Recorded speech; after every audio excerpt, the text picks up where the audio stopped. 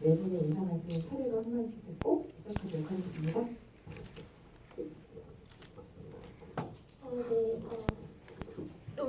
안녕하세요. 같은 속옷을 입는 두 여자를 쓰고 여친한 김세희입니다.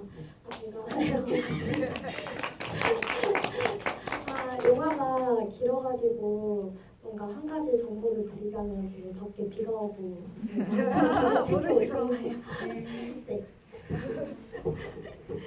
화장실은 다녀오셨어요? 영화가 너무 만약에 영화 보시기 전에 커피 드셨으면 되게 힘든 시간이었을 거다라는 예상을 하고요. 저는 같은 속옷을 입는 두 여자 중에 한 여자, 양말복, 수경적을 맡은 양말복입니다. 반갑습니다. 네, 안녕하세요. 저는 같은 속옷을 입는 두 여자의 나머지 한 여자인 이정 역을 연기한 임지호입니다. 감사합니다. 네, 안녕하세요. 저는 같은 속옷을 입는 두 여자에서 같은 속옷을 입지 않고 엮이는 여자 역을 맡은 정보람입니다. 만나서 반갑습니다. 이렇게 같은 속옷을 입는지 아닌지가 중요한 영화라니. 일단 여러분들이 오늘은 저기 스크린에 있는 QR코드 따라오시지 말고요. 여기 마이크를 제공해드릴 수 있다고 그래가지고 서로 목소리로 얘기하는 게 좋겠죠? 네, 그래서 마이크 릴레이를 여러분 질문 받으려고 하고요. 질문 머릿속으로 고르실 동안 제가 이제 많은 분들이 궁금해하실 만한 거 미리 여쭤보도록 하겠습니다.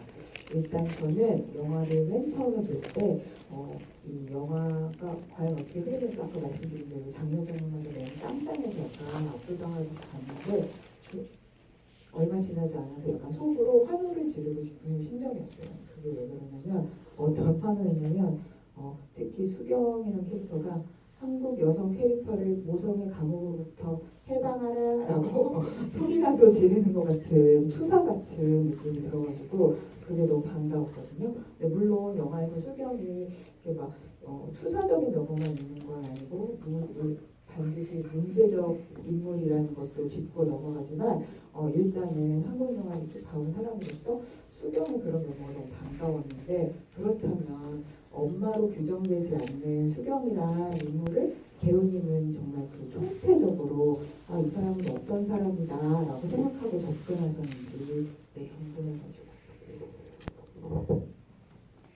이게 소리가 많이 나네요. 그죠? 괜찮으세요? 오늘은 이렇게 앞에 사진기가 많아서 지금 깜짝 놀랐어요. 저한테 그런 거 같아요. 그래요? 제보 시나리오 읽고 연기하면서 저도 시나리오 읽었을 때 이미 알았어요. 대한민국에서 말해지지 않았던 인물상이다. 그러나 분명히 저희 엄마도 그러셨고 저희 주변에 조금씩 그 모습을 가지고 있는 인물상이다. 근데 사회 안에서 사실 누르고 희생하고 그런 척 아닌 척 아니면 좋은 척 아니면 착한 척 이렇게 살아가는 걸 저희가 암묵적으로 약간 강제하는 사회의 분위기가 있거든요.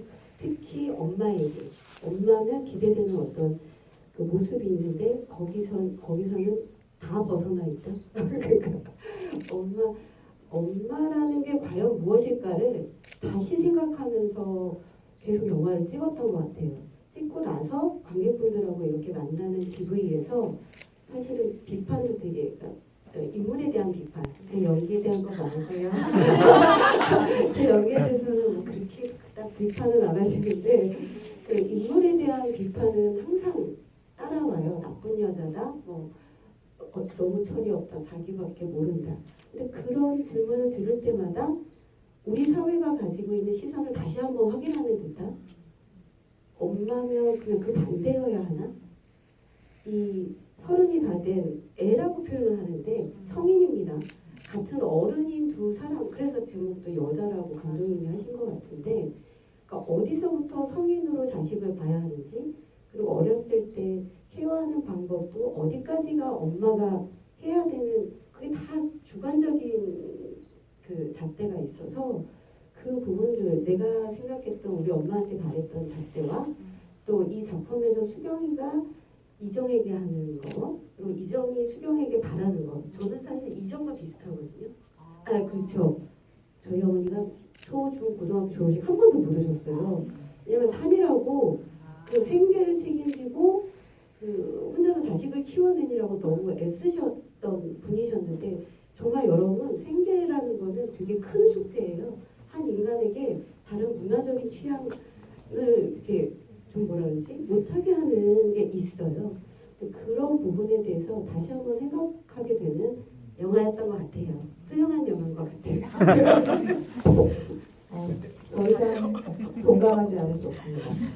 근데 저도 약간 사실은 저는 이 영화가 K 장녀에 대한 정말 통찰적 심리 보고서라고 생각하는데 저도 장녀고 엄마랑 지긋지긋하게 싸우고 그리고 왜 그럴까 이렇게 생각할 때가 있잖아요. 누구에게나 다. 근데 저도 그럴 때 엄마가 왜 자유롭지 못하지? 라고 생각하는 순간에 딸로서는 엄마가 용서가 잘 안 되는데 나이를 들다 보면 엄마가 그 용서를 하고 안 하고를 떠나서 엄마도 살아온 생을 생각하면 어떻게 해서 저런 사람이 되었겠구나라고 그냥 인간 대 인간으로 이해가 될 때가 살짝씩 있어요. 그렇다고 제가 용서를 할 수 있다, 막 어떤 면모를 이런 건 아닌데 근데 약간 이 영화가 그 수경을 그런 식으로 바라보는 거 아닌가 하는 생각이 저도 한 명의 딸로서 그런 생각이 좀 들었습니다.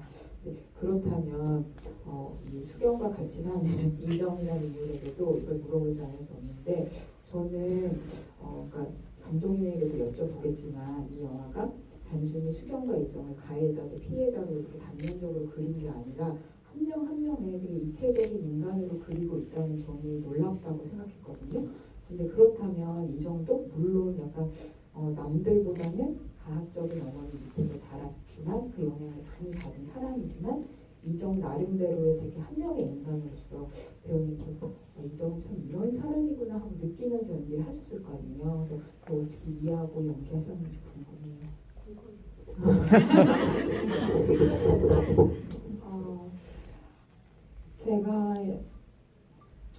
제가 생각한 이정희는 사실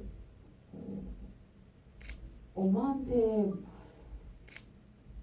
상처를 받고 엄마한테 맞고 하지만 한편으로 한 번 이렇게 말씀드린 적도 있는데 감독님한테 이정희는 근데 애초에 나간다는 걸 상상도 안 해봤을 것 같다고 그럼에도 불구하고 라고 그러니까 그게 해결책 중 하나라고 생각을 못했을 것 같아요. 네, 저는 그렇게도 말씀드린 적 있거든요. 그래서 어찌 보면 그게 당연하다고 생각을 그 와중에도 이제 또 계속 사랑을 바라면서 그냥 그렇게 생각을 했던 것 같아요. 그래서 제가 연기하니까 나중에 이제 자기 속을 찾아 나가잖아요. 그래서 정말 저도 다행이었기도 하고 어찌 보면 한 성인으로서 좀 더 건강하게 행복하게 살아갈 수 있는 이제 길을 자기가 찾아낸 거니까 그래서 그 생각지도 못했던 방안을 어찌 보면은 소희라는 친구를 만나서 배우게 된 거고 큰일이네. 그리고 어찌 보면 그런 엄마 밑에 자랐기 때문에 소극적일 수밖에 없고 이런 많은 부분들을 조금 더 저는 가볍지 않게 어찌 보면 그래도 그렇게 살아온 생활이 있고 긴 세월이 있으니 좀 최대한 부담스럽게 전해보려고 노력했던 것 같습니다. 연기 그렇게 접근했다고요? 네, 그렇게 생각을 했습니다. 뭔가 표현하는 인물이 아니다 보니까. 네. 오늘 양말고 배우님께 저와 함께 공동 진행자로 활약해 주실 것을 미리 부탁드리도록 하면서 그렇다면 저는 이제 소희 역할하신 정보영 배우님께 어찌 보면 약간 두 영화의 압도적인 주인공들에게 딱 달라붙어 영화를 보다가 약간 거리를 두고 볼 때 아마 그 소희라는 인물한테 감정이입을 해서 보시는 분들도 많이 있을 거라고 생각해요. 근데 소희가 이정을 대하는 걸 보면서 누구보다 이정을 잘 이해할 수 있는 사람인데 저렇게 거리를 두게 되는 것이 과연 그렇다면 소희는 어떤 엄마와 어떤 가족과 어떤 과거를 가지고 있었던 인물일까 궁금하게 되더라고요. 그래서 배우님은 어떻게 상상하셨는지. 어, 처음에 이제 영화상에서는 소희의 전사가 보이진 않지만 처음에 이제 감독님이랑 말씀을 나눴을 때 이정과 수경의 비슷한 경험을 한 친구인 설정을 받았었어요. 그래서 처음에 이제 인물을 이렇게 만들어 볼 때 그때 이제 소희만의 어떤 그 전사 같은 걸 만들려고 많이 노력을 했고, 그래서 감독님이 뭐 책을 추천해 주신 것도 있고 그걸 읽기도 하고, 그리고 소희만의 어떤 거를 만들까라는 생각을 좀 하면서 좀 많은 거를 써내려갔었던 적이 있는데, 근데 결국에는 사실은 이 영화에서 이정에게 많이 공감을 해야 되고 어쩔 수 없이 이정에게 끌려야 되는 부분이 있어서, 그래서 그런 부분 때문에 나중에는 소희만의 어떤 새로운 걸 만들지 말고 차라리 이정을 좀 많이 보고 하자라는 생각이 좀 들었어서, 그래서 현장에 가서도 이정 씨가 어떻게 하는지, 이제 그 지호 씨가 어떻게 하는지를 좀 이렇게 많이 동화돼서 했던 것 같아요. 그런 접근을 하셨구나. 그렇다면 이제 감독님도 어땠어요?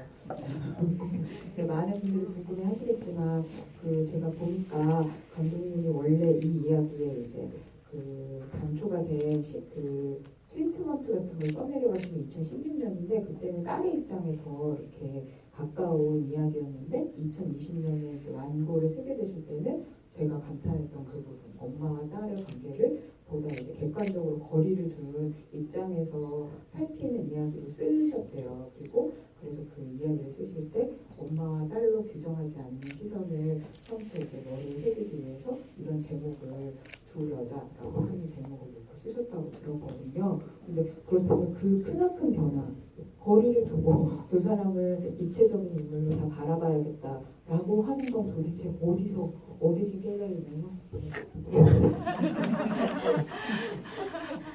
네, 2016년도에 제가 이 트리트먼트를 처음 시작했을 당시에 사실 그때가 가장 저도 엄마하고 어떤 감정적 골이 있었을 때거든요.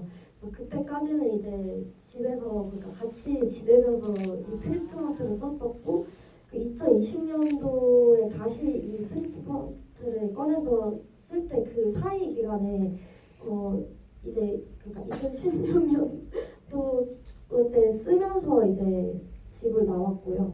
그래서 이제 집을 나와야 돼. 물리적 정서적 거리를 조금 확보를 살면서 하고 나서 보니까 저도 좀 새롭게 보이는 관계에 대해서 좀 새롭게 보이고 느끼는 것들이 생겨서 아무래도 제가 그냥 어떤 삶 안에서 제 시선 자체가 좀 달라진 부분이 있기 때문에 네, 그랬던 좀 그런 게 영향이 있지 않았을까 싶었어요. 그 2016년도에 썼던 트리트먼트 같은 경우에는 수경이 이정을 피해서 도망치는 결말이었거든요. 네, 수경이 도망치는 결말이었었는데 곰곰이 생각해보니까 수경은 꼭 도망쳐야만 하는 인물인가 이런 생각이 드는 거예요. 수경은 되게 당당해도 괜찮은 사람인데 왜 도망쳐야 하지? 그런 생각이 들어서 어떤 결말을 가져갈까 생각을 해봤는데 저는 모녀 드라마도 일종의 멜로라고 생각을 하거든요. 근데 어떤 그런 연인 간의 멜로는 이별하는 이야기가 있는데 왜 모녀 간의 멜로는 누구 한 명이 죽지 않고서는 왜 끊어지고 그렇잖아요.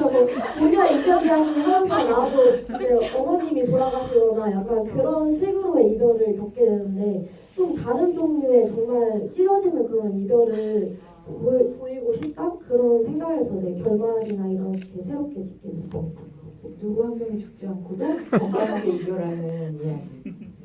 그럼 별성이 마이크를 드리기 전에 저 진짜 궁금했던 거 감독님한테 하나만 더 물어봐도 돼요? 근데 저는 그 수경을 정의하신 여러 가지 단어를 얘기할 수 있는데 뭐 엄마로서야 좀 자유롭지는 않다고 한다면 약간 저는 여자로서는 엄청 사랑스러운 사람이라고 생각하거든요. 특히 이제 종혈하고 데이트하는 장면에서 볼 때 보다가 제가 감독님한테 이거 물어봐야 했던 게 뭐냐면 그 수영장 나와가지고 로션 발라줄 때 종혈하는 대사 있죠. 나는 그걸 감독님이 썼다는 데서 감독님 연애 진짜 잘하겠다 이런 생각을 했어요.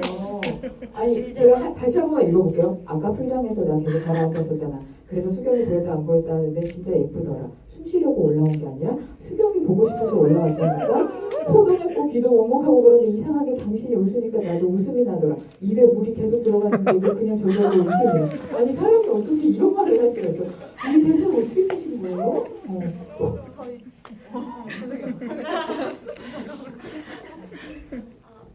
갑자기 당황해서 머리가 동료하고 수경 커플이 제가 인생에서 처음 쓰는 멜로를 그러니까 그 전까지는 약간 그 계속 전에도 말씀드렸었는데 어떤 외로운 감정이나 되게 그냥 개인이 홀로 있는 이렇게 섭처럼 떠다니는 인물들을 그렸었는데 이렇게 정통적인 멜로는 처음 써본 거여서 좀 정말 이 사랑을 정말 아름답게 그려보고 싶다라는 생각이 들었거든요. 그래서 사실은 이거 쓰면서 엉엉 울면서었어요. 너무 아름답다.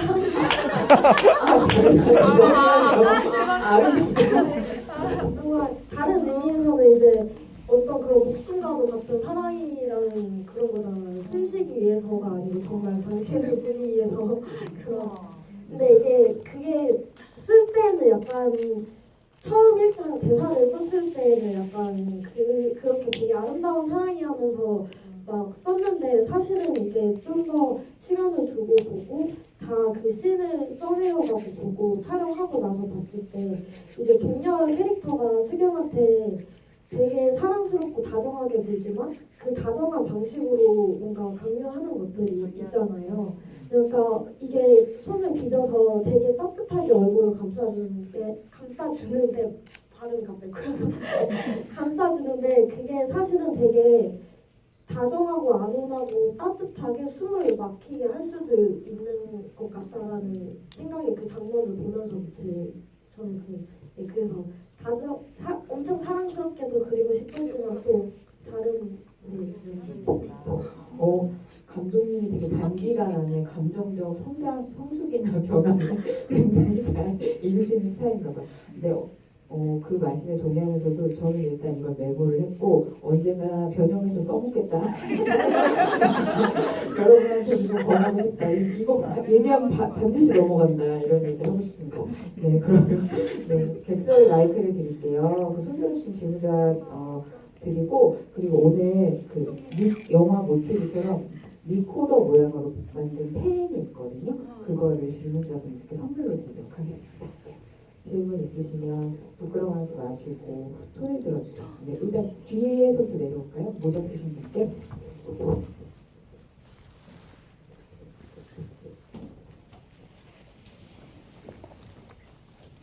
일단 좋은 영화 감사드리고요.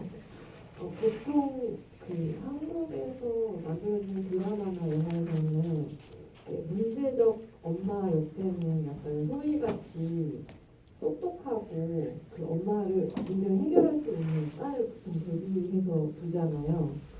근데 저는 이 영화를 보면서 이정희를 참 내가 키운다고 나도 좀 힘들겠다 그런 생각을 많이 하면서 영화를 봤거든요. 그래서 부모의 인생에서 자식 또한 어떠한 가해자의 위치에 설 수 있는 건가, 그러니까 그런 내용을 염두에 두셔서 이정의 캐릭터가 보통 이렇게 똑똑하고 똑부러지고 생활력 강한 K 남녀가 아닌 좀 다른 반대에 있는 그런 딸의 모습을 담으려고 하신 이유가 또 궁금하고요. 또 이 영화를 만드시면서 레퍼런스 삼으셨던 그런 다른 콘텐츠가 있는지 궁금합니다. 네, 물론 말씀하신 그러한 이제 어떤 일반적으로 생각하는 그런 좀 뒤바뀐 모녀의 모습도 있고 또 그러니까 일반적으로 선입견적으로 생각하는 그런 역할에 뒤바뀐 모녀의 모습도 있고 이러한 모녀의 모습도 있고 2016년도에 그때 처음 썼을 때에는 뭔가 그러한 모녀의 모습도 있지만 대개는 매체에서 되게 아름답고 그러니까 누군가 이제 한 명이 뭔가 좀 그러면은 한 명이 뭔가 도움을 주는 그런 관계라든지 뭔가 서로한테 되게 네, 좋은 그런 모녀의 모습들만 많이 좀 보여줬다라고 생각이 들었거든요. 물론 그렇지 않은 네, 작품들도 있지만은 그래서 제가 실제로 경험하거나 주변에 봐왔을 때는 조금 다른 모녀 관계도 있다라고 생각을 했고 좀 그렇게 가려지고 뭔가 그런 모녀의 모습을 조금 드러내고 싶다 가려졌던 모습을 네, 그렇게 생각을 했어요. 그러니까 결국에는 이 어떤 두 사람의 그게 저는 일방적인 거라고 생각을 안 하거든요. 모녀 관계라는 게. 그러니까 사실 이 정도 수경을 계속 재인 취급을 하고 있잖아요. 근데 그런 거 있잖아요. 뭐 이제 막 식물한테 물을 줄 때 뭐 이제 막 이렇게 안 좋은 말만 하다 보면은 식물이 막 힘이 떨어지고 막 그런 뭔가 과학적인 그런 것도 있고 이게 그런 감정적 영향이 수경한테서 이정한테로 일방적으로만 있는 게 아니고 마찬가지로 있다라고 생각을 하거든요. 네, 그래서 이제 그러한 조금 서로한테 도움이 되는 그런 관계보다는 약간 이 갇혀져서 이 둘만 오롯이 남아서 뭔가 그것이 해결되지 않고 그 무거운 마음들이 계속 뱅글뱅글 도는 그러한 모녀의 모습을 한번 그려보고 싶다라는 네, 생각이 들어서 근데 대답이 됐을지 잘 모르겠어요. 참고하신 작품.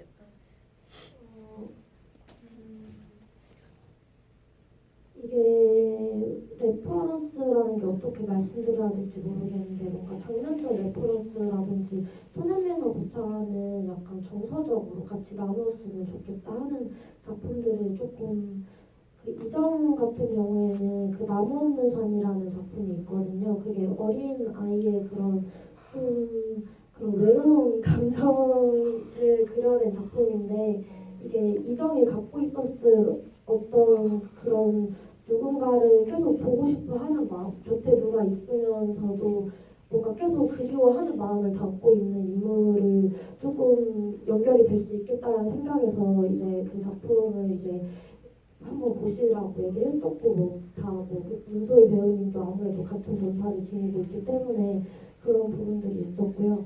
네, 수경 선배님, 말복 선배님 같은 경우에는 글로리아라는 스페인 영화가 있거든요.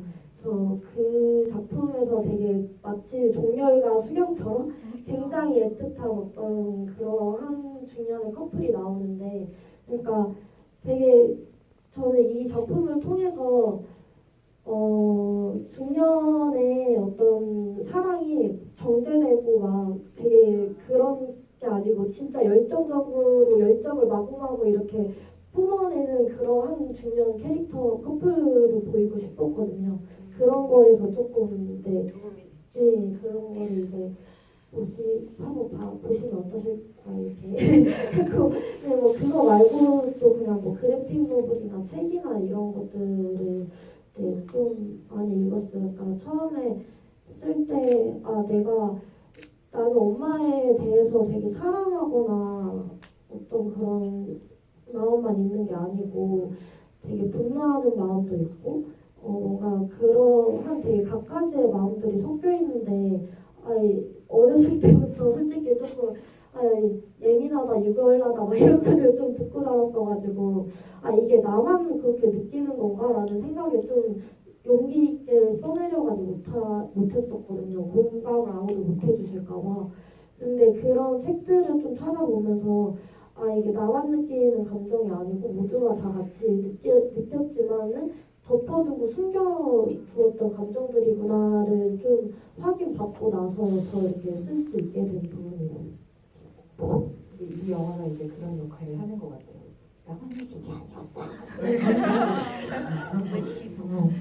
근데 임지호 배우님이 아까 나무 없는 산 얘기할 때 너무 좋으셨는지 이렇게 오늘 가슴을 주셔서 어떠셨어요, 영화 보고? 그 영화가 어찌 보면 어린 아이 자매 아이들이 어머님, 그러니까 부모님을 기다리는 그냥 한없이 기다려요. 그 삼촌인가 할머니 댁인가 이렇게 맡겨지는데 그 상황에서도 기다리는 이제 그런 아이들을 담았는데 그냥 일상생활을 하는데 그냥 그 일상생활 안에서도 그리워하고 보고 싶어하고 이게 다 느껴져서 끝나고 왠지 모르게 되게 엉엉 사무치게 울었던 것 같아요. 저는. 근데 지금도 생각나시는구나. 그만.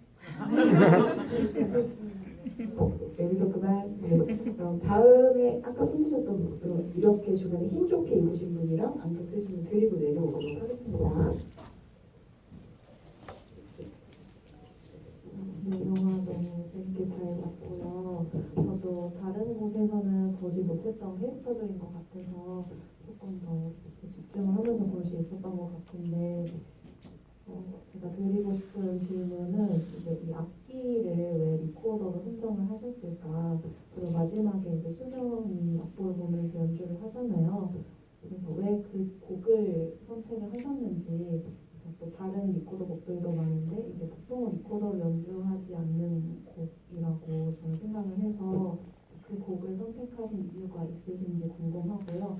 그리고 이제 교수님들께는 대사로도 아직도 철이 안 든다 이런 얘기를 하잖아요. 그래서 언제 어른이 되는 걸까? 약간 그런 생각들도 궁금합니다. 심오한 질문이요. 다들 겠어요. 네, 저는 이 얘기가 더 길게 나올 것 같아서 짧게 그냥 얘기를 하자면 리코더 같은 경우에 그러니까 제가 어렸을 때 그 리코더나 단소나 장구치나 이러한 물건들이 사실은 학습의 교육의 도구인데 그게 좀 체벌의 도구로 사용됐던 경우가 많았던 것 같아요. 그래서 이제 어떤 그런 본래의 의미를 잃어버리고 이제 좀 본래 의미를 잃어버렸던 물건이 다시 뭔가 좀 돌아가는 그런 모습을 좀 수경하고 연결 짓고 싶다라는 생각이 좀 들었고요. 그래서 사실 오카리나나 막 이런 것도 생각하기도 했었는데 이게 더 나을 것 같아서 이렇게 했는데 사실 그 중에서 단소도 생각을 해보긴 했어요. 근데 뭔가 좀 너무 구슬퍼질 것 같아가지고 약간 수경이 홀려있는 모습이 약간 너무 구슬플 것 같아가지고 소복 입어야 돼. 좀 너무 결말에 뭔가 이렇게 다운되는 게 아니고 좀 이렇게 좀 그래도 올라왔으면 좋겠다는 생각에서 리코더가 좀 더 맞지 않을까라는 생각에서 이렇게 하게 되었고 수경은 굉장히 자유롭고 싶은 인물이잖아요. 물론 지금 자유로운 부분도 있지만은 더 자유롭고 싶어하는 인물이어서 제 헝가리 무곡이라는 곡인데요. 그 집시의 음악이라고 하더라고요.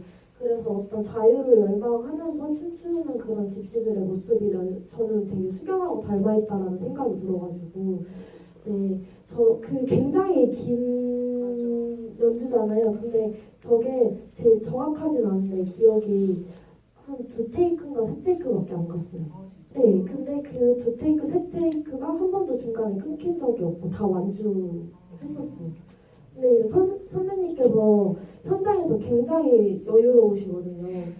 근데 그 여유로움이 그냥 나오는 게 아니고 혼자서 어떤 준비나 이런 것들을 굉장히 철저히 하셔서 그런 바이브가 나오는구나라는 생각이 들면서 되게 감탄했던 기억이 있어요. 근데 이런 거 물어봐도 되나?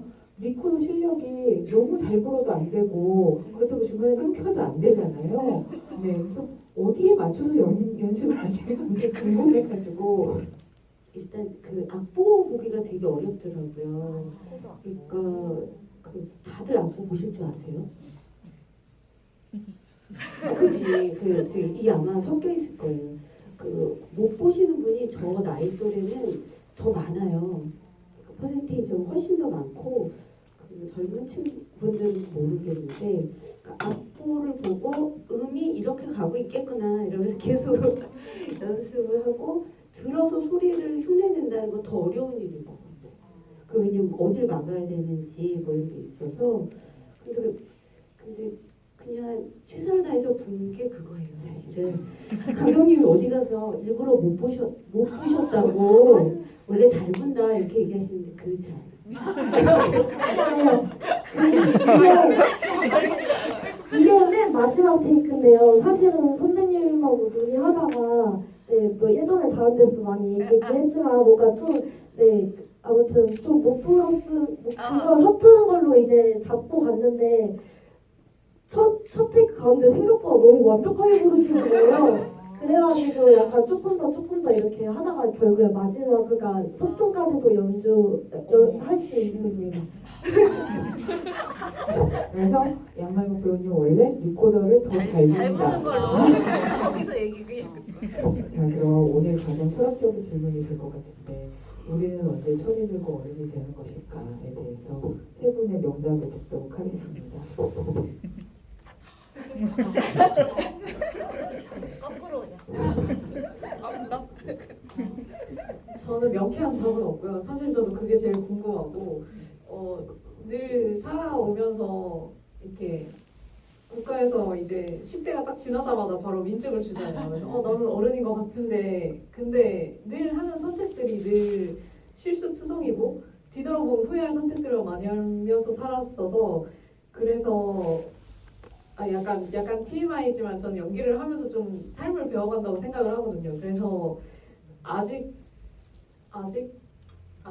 저는 그냥 나중에 생 마감할 때쯤 알 수 있지 않을까. 내가 언제 어른이 되었는지 그런 생각을 합니다. 네, 잘 모르겠어요 저는. 저도 계속 고민해봤는데요. 인생 자체가 괜찮은 성인으로 커가는 과정이 아닐까라는 생각을 해봤어요. 그러니까 더 좋은 성인, 더 괜찮은 성인, 더 건강한 사람이 되는 과정이 아닌가. 그리고 그렇게 살려고 노력을 저도 하고 있고요. 그러려고 노력을 하는 게 삶이 아닌가라는 생각이 들어서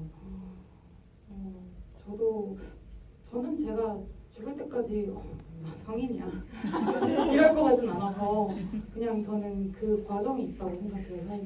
네, 그래서 특정한 나이는 없다고 생각해요. 네, 특정한 나이는 분명히 없는 것 같은데 저는 아주 어린 나이에도 어른 같은 친구들을 많이 만나요. 그리고 굉장히 많은 나이를 먹었는데 아직 아이의 마음에서 거기에 있구나, 머물러 있구나 이런 어른 이게 참 어려운 것 같아요. 근데 어른이란 정의가 성인 그러니까 올바로 바로 선 사람 뭐 이렇게 이룬 사람 이런 뜻으로 내포한다면 그렇게 어른이 되는 경우는 극히 제 생각에 되게 드물 것 같아요.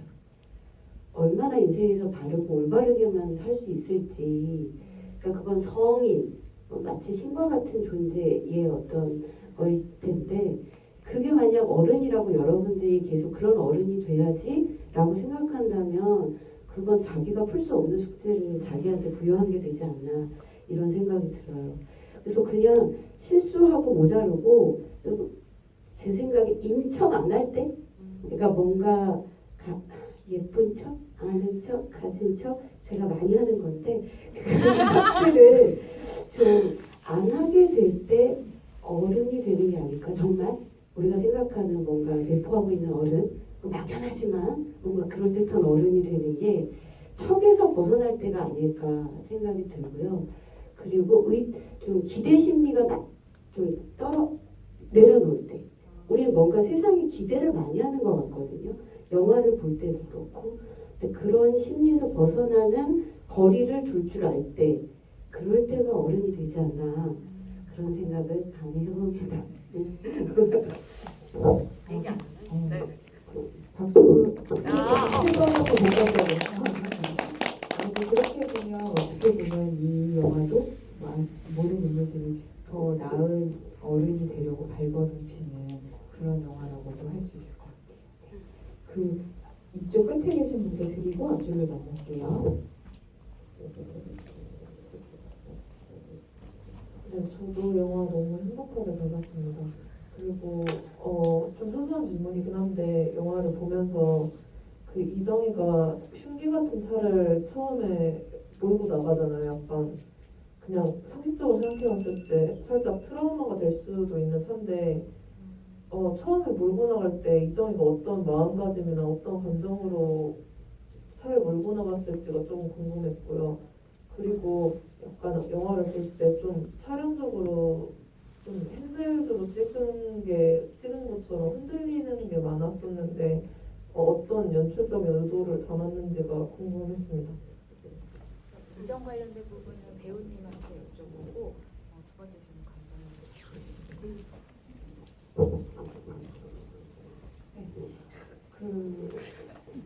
그 보험 설계사한테도 처음으로 어떻게 보면 엄마가 일부러 그런 거라고 말씀을 드렸었고, 어떻게 보면 그 이정희가 처음으로 집에 나가게 되는 그 물꼬를 틀어준 게 그 사건이라고 생각을 해요. 그래서 그렇게 마음을 먹으려고 어찌 보면 스스로에게도 이게 트라우마일 수도 있겠지만 무서울 수 있겠지만 조금 도전, 그러니까 엄마한테 반기를 든다고 해야 되나요? 처음으로 이제 그래서 이거 괜찮아, 이거 괜찮은 차고 엄마는 진짜 엄마가 일부러 그런 거라를 오히려 더 떳떳이 보여주려는 마음이 두려움보다 컸다고 저는 생각이 들어서, 왜냐면 네, 그래야 그러니까 그 사건이 좀 많이 크게 와닿았기 때문에 그렇게 그 마음으로 좀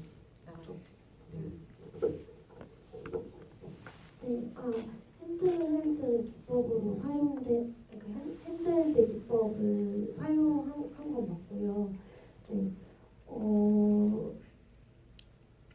그 처음에 이렇게 촬영 감독님하고 논의했을 때는 그러니까 이 영화 자체가 좀 인물을 아예 건조하고 그냥 이 사람들을 그냥 보여주고 뭐라 그러지 그냥 그렇게 거리 두고 그냥 이 현상만 그냥 이렇게 보여주는 영화가 아니고 좀 이 인물들이 감정에 따라서 어떤 동상과 같이 카메라도 같이 좀 움직이면서 그러니까 카메라가 그 인물의 감정하고 같이 동요됐으면 좋겠다라는 그런 논의를 좀 했었고요. 네, 사실 뭔가 더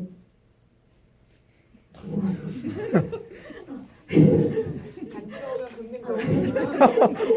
더 세부적으로는 뭔가 참 영화라는 게 저는 그런 것 같아요. 이게 딱 다 정해놓고 가는 게 아니고 현장에서 주고받는 어떤 작용들을 좀 잘 살펴야 되고 배우분들하고 작업할 때에도 그러니까 제가 생각한 저는 어쨌든 머리로 상상한 거잖아요.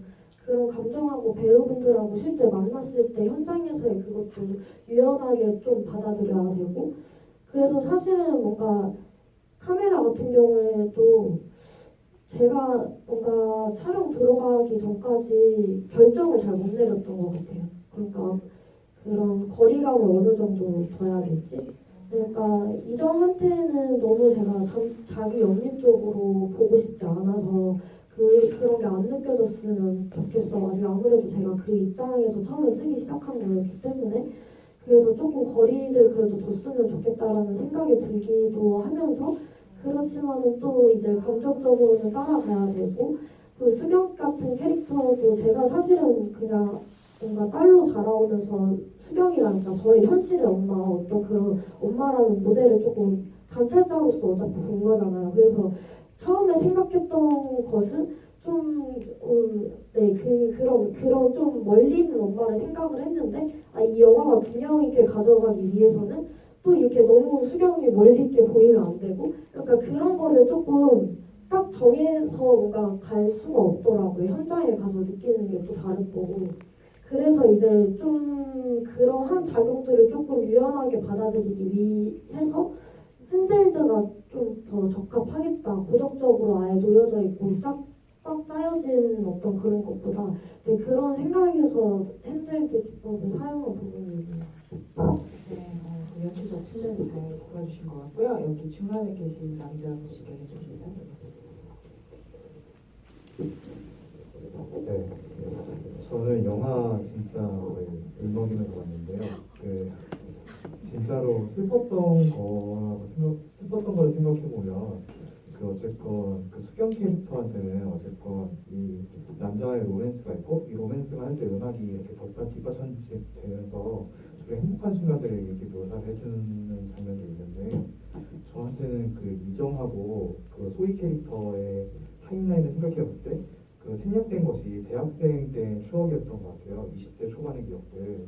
어쨌건 학교에서 막 풀려났고 거기서 좀 더 행복한 기억이 있었는데 그것들이 완전히 영화에서 배제된 느낌이었고 그것이 이 두 인물의 방에서만 행복해하는 어쨌건 수경은 바깥에서 행복해하는데 폐쇄적인 약간 행복 같은 것들이 좀 느껴졌던 것 같고 그래가지고 저는 이정하고 소희의 캐릭터가 그 지금 어른들이 어쨌건 청년들에게 씌우고 있는 약간 무기력하고 그다음에 상사한테 말 따박따박하고 하는 그 어떤 MZ세대 그런 고정적인 이미지를 어느 정도 지니고 있다고 생각하는데 어쨌건 그런 세대적인 측면에서도 생각한 측면이 있으신지 시나리오 쓸 때 이런 거 일단 첫 번째로 물어보고 싶었고요.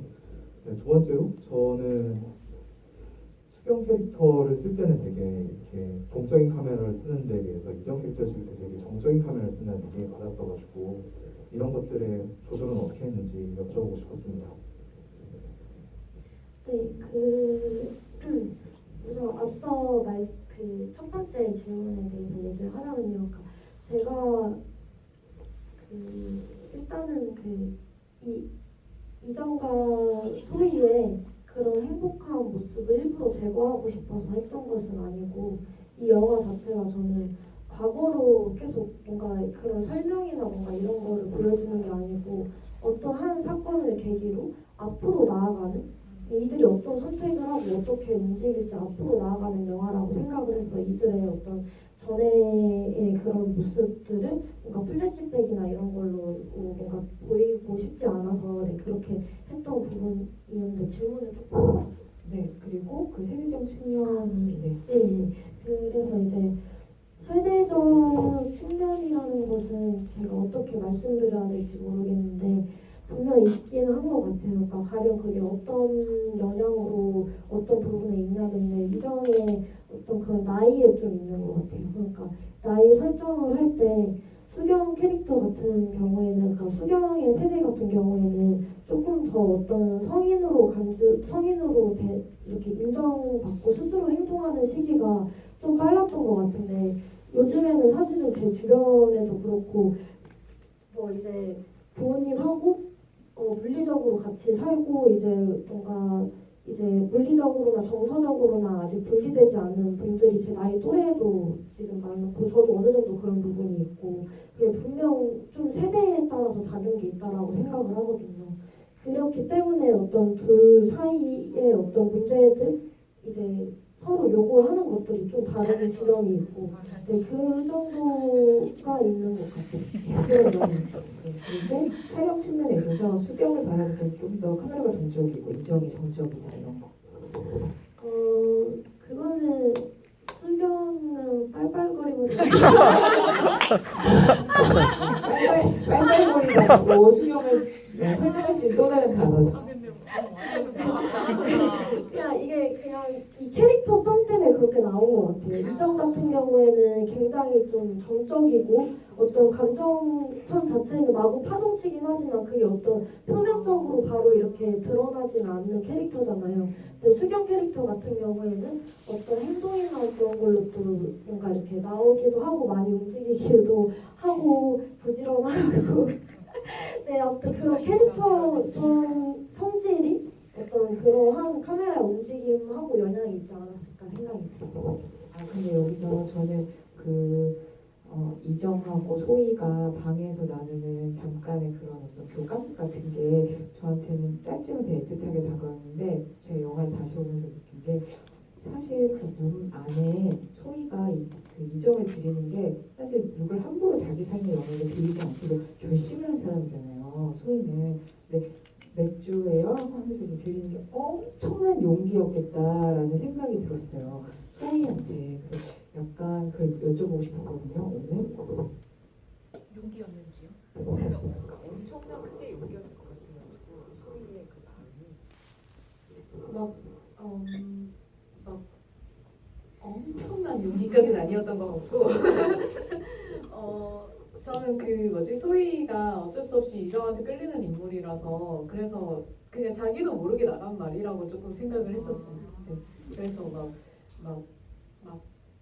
나는 이런 사람이니까를 아예 정해두진 않고 근데 이제 이렇게 자기도 모르게 이제 이정이라는 친구가 어머니와의 어떤 문제가 있다는 걸 이제 회식할 때도 그렇고 이제 본능적으로 그걸 좀 많이 감각적으로 느껴가지고 그래서 한번 이렇게 그걸 자기도 모르게 감정을 쉐어하게 되는 그 물꼬를 틀게 된 것 같아요. 저는 그 짧지만 그 장면이 되게 좋았어요. 제가 영화를 다시 볼 때 두 번째 부분이 이상한데 소희한테 엄청 감정이입을 하면서 봐가지고 그랬던 것 같아요. 네. 옆에 모자 쓰신 분도 손 드셨나요? 네. 네, 안녕하세요. 저 영화 너무 잘 봤고요. 질문을 두 가지 드리려고 했는데 첫 번째는 이제 이야기의 크기가 원래 어느 정도 좀 궁금하긴 하더라고요. 사실 굉장히 새로운 두 주인공이 나오는 영화이다 보니까 지금 러닝타임 2시간 넘는 시간이 짧지 않았는데 그럼에도 불구하고 이제 당연히 주인공 위주로 가다 보니까 소희라는 인물도 좀 이제 숨겨진 얘기도 많을 것 같고 그리고 영화에 등장했던 수변 들어오시는 아주머니들 그리고 조멸의 딸 이런 친구들 굉장히 이제 이야기가 많을 것 같은데 당연히 영화 속에 들어가지 않았고 그럼 혹시 그 사람들에 대한 이야기가 어느 정도까지 원래 있었을지 궁금하고요. 그리고 두 번째는 장소에 대한 건데 쑥등 방이라는 게 굉장히 낯선 공간이었어요. 그래서 왜 이런 공간이 선택이 됐는지 그리고 이제 주인공인 이정 그리고 소희가 이제 일하는 회사가 좀 굉장히 특이해 보였던 게 사실 그 어린이 책판을 쓰다 보니까 굉장히 그 세계 최소가 굉장히 높은 공간이고 그리고 햇빛이 많이 들어오더라고요. 근데 유난히 그 공간에서 두 이제 인물들이 굉장히 쾌해 보여서 어떻게 보면은 저 명도와 채도에도 불구하고 굉장히 동물 같아 보인다는 생각이 들었거든요. 그래서 그 장소는 어떤 생각으로 연출된 건지 좀 여쭤보고 싶었어요.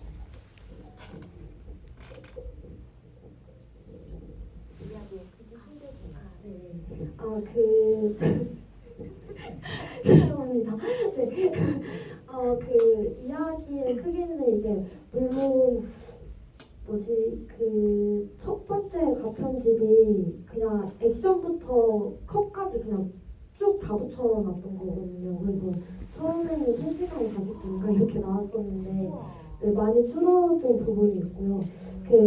문소희하고 이정의 어떤 신들에서 삭제된 부분들도 있고 근데 이제 다른 어떤 캐릭터들의 서사가 더 있는데 삭제되었다기보다는 그냥 약간 이정과 수경의 그것 중에서 조금 이렇게 너무 뭔가 그러니까 시나리오 쓸 때는 약간 다 이게 다르다라고 이 미묘하게 씬들이 다 다른 거를 얘기하고 있다라고 생각이 들었었는데 막상 찍고 나서 보니까는 이게 좀 동어 반복일 수도 있겠다 좀 더 그러니까 담백하게 보여야겠다라는 생각이 들기도 했었어가지고 그런 부분에서 조금 줄어든 부분이 있고요. 사실 굉장히 좀 크게 줄어든 씬 중에 또 하나가 수경이랑 이정이 그 할머니 요양병원에 가는 장면이 있거든요. 네, 그래서 이제 좀 어떻게 보자면 큰 덩어리 중에서는 그 정도였던 것 같고 그래서 궁금하시면은 가끔씩 나올 예정이어서 좋아하신다. 가끔씩이어서 그걸로 확인해 주시면 네, 좀 더 새롭게 보일 수 있을 것 같고요. 네. 그리고 영화의 공간. 보도자료엔 좌훈방이라고 나와 있던데. 자원과 수뜸을 같이 하는 좌우방인데요. 그 좌우방 설정 같은 경우에 제가 목욕탕을 되게 자주 가거든요. 그래서 목욕탕에 되게 큰 여탕이나 이제 그런 중간 크기 목욕탕 같은 경우에는 자원이나 실명도 이런 거를 같이 하는 곳들이 굉장히 많아요. 그래서 탕 속에 이렇게 앉아 있는데 건너편에서 자원을 하시는 모습이 보이더라고요. 그래서 수경 장면처럼 그게 천이 부풀어 올라서 흔들거리는데 그게 아무래도 이런 이야기를 생각하고 있기 때문에 좀 그게 태동 같다라고 느껴져서 그런 이미지를 좀 활용해보면 좋지 않겠나라는 생각이 들었고, 그 자원방 같은 경우에는 그 이제 뭐라 그러지, 그 폐업권으로 운영되는 경우가 굉장히 많거든요. 그래서 그 사람의 어떤 실제 실력도 중요하긴 하지만은 어떤 그런 얼마만큼 이 동네 사람들을 계속 발붙일 수 있게 끌어당기고 어떤 이야기를 많이 들어줘야 되는 그런 장소, 그게 되게 중요하거든요, 영업이. 그래서 이게 사실은 뭔가 이런 어떤 스트레스 받거나 이런 것들이 있으면은 어떤 전문적인 방법으로 해소하는 경우도 있는데, 중년 여성들의 그런 마음들은 진짜 중년 여성들끼리만 모아서 풀 수밖에 없는 그런 뭔가 상담소 같은 역할이라고 생각을 했거든요. 이게 자원방이나 아니면 뭐 미용실이나 막 그냥 각가지의 그런 중년 여성들이 모이는 장소가. 그래서 수경 캐릭터를 생각했을 때 한쪽에서 그런 에너지를 많이 쓰다 보면은 집에서는 조금 그 에너지, 어떤 그런 공감하는 어떤 그런 에너지가 좀 이렇게 낮춰질 수밖에 없지 않나? 그래서 수경 캐릭터를 생각했을 때 그 장소가 직업으로 좀 적합하겠다는 생각이 들어서 선정을 하게 되었고요. 유아도서 만드는 회사. 거기서 네, 거기가 되게 색색깔의 공간이고 햇빛이 잘 되는데 두 인물은 되게 직장이니까. 그렇죠. 그 장소 설정 같은 경우에는 일단은 선택지 자체가 저희가 촬영이 좀 되게 급박하게 준비된 부분들이 있어가지고, 아무래도 그렇잖아. 독립영화라는 게 상업영화보다는 뭔가 이렇게 조금 많이 준비를 할 수가 없는데, 근데 이제 그래서 미술 같은 경우에도 좀 실제 있는 것들을 많이 활용을 했었어야 됐어요. 뭔가 아예 빈 공간을 새롭게 다 세팅할 수는 없었고, 그래서 이제 근데 감사하게도 이제 제작팀 쪽에서 조금 그런 현재 있는 것들을 많이 활용할 수 있는 공간을 찾아주셔가지고 이제 그 장소를 뭔가 많이 세팅을 하지 않아도 되는 장소로 선택한 것도 있었고요. 캥해 보이고 그거는 네, 일부러 그런 컨셉이긴 했었어요. 그러니까 배우분들 자체가 일부러 메이크업도 안 하고, 왜냐하면은 문소희나 이정이나 그러니까 이 사이에서 벌어지는 일들이, 저는 그게 이 문소희도 그렇고 수경도 그렇고 이 인물들이 각각 느끼는 피로감이 되게 중요하다고 생각을 했거든요. 모든 것이 건강이라기보다는 그냥 생기 넘치고 이렇게 그렇고, 이제 모든 어떤 피로도 없이 말끔한 상태라면은 서로에게 다정하기가 쉽잖아요. 근데 너무나 수경도 그냥 에너지를 끌어올려서 사는 것 뿐이지, 사실은 가장의 역할도 해야 되고 집도 꾸려야 되고 그냥 여러 가지, 그냥 수경 또한 필요한 사람이기 때문에 벌어지는 문제들이 있다라고 생각. 그게 앞에 말씀드렸던 어떤 자원방에서의 그런 한쪽으로 직업인으로서의 에너지가 쏠리는 그런 것과도 연결이 되어 있고, 그래서 필요하게 보셨다라고 하면은 그거는 네, 설정된 부분이긴 합니다. 100% 설정이다 라고 말씀해주시고, 저희가 이게 다음 시간이 상영 시간이 다 트게 있다고 들었어요. 저는 지금 끝내야 된다고 들었는데 너무 죄송해요. 뒤에서부터 오다 보니까 앞에 계신 분들이 마이크 못 드려서 죄송하고요. 제가 알기로 이 영화는 묻고 답할 게 많은 영화라서 주기가 계속 있다고 들었습니다. 그래서 다음 주기에서 물어봐 주시고 너무 감사합니다라는 말씀을 드리면서 네 분의 인사는 한 번씩 듣고 마무리하도록 하겠습니다. 누구부터 할까요? 정해주세요. 계속 손 드셨는데 질문 주세요. 어떻게 또 물어보세요. 다음에 뭐가 또 질문하세요. 네. 와주셔서 감사하고요. 이제 밖에 비 오니까 돌아가시는 길 조심해서 돌아가시고 생각나는 거 계속 생각하시면서 이야기 계속 생각해 주셨으면 합니다. 감사합니다.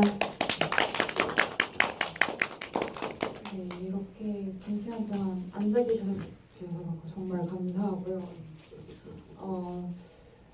아마 또 저희 이야기 듣고 또 생각하시는 것도 다 많이 달라지셨을 거예요. 그러니까 한 번 더 보시면서 또 그 생각을 정리하시는 것도 나쁘지 않다고 생각합니다. 네, 좋은 이야기 많이 남겨주세요. 감사합니다.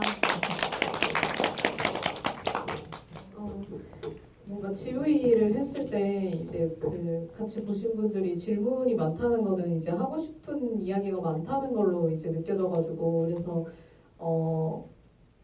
또 봐주시고 주변에 보신 분이 계시다면 함께 얘기를 많이 나누면서 많이 공유해 주셨으면 좋겠어요. 그냥 얘기가 계속 되었으면 좋겠는 마음입니다. 오래 계셔주셔서 감사하고요. 또 다시 뵐 수 있기를. 감사합니다. 네, 영화가 이제 10일 만에 개봉했는데 사실 개봉 전에 좀 감사하게도 좀 선보일 수 있는 기회들이 조금 있었어가지고 이제 간혹 이야기를 나눌 때 벌써 2번, 3번 봤다고 하시는 분들이 꽤 계시더라고요. 그래서 영화가 길어서 뭔가 조차 계속 다시 봐달라고 말씀드리기 약간 죄송한 부분도 있지만 네, 그래도 많이 봐주시고 또 많이 보셨으면 그냥 주변 분들한테 좀 부탁드립니다. 네, 감사합니다. 이 영화를 보고 많은 사람과 이야기를 나눌수록 이 영화가 두 여자의 이야기가 아니라 우리 모두의 이야기구나 이런 생각이 들고요. 저는 개인적으로 오늘 감독 옆에 앉아있었는데 계속 비누 향이 나는 거예요. 오늘 이 영화를 비누 향으로 기억하고 있습니다. 네, 반갑습니다. 네, 오늘까지 함께 해주셔서 감사합니다.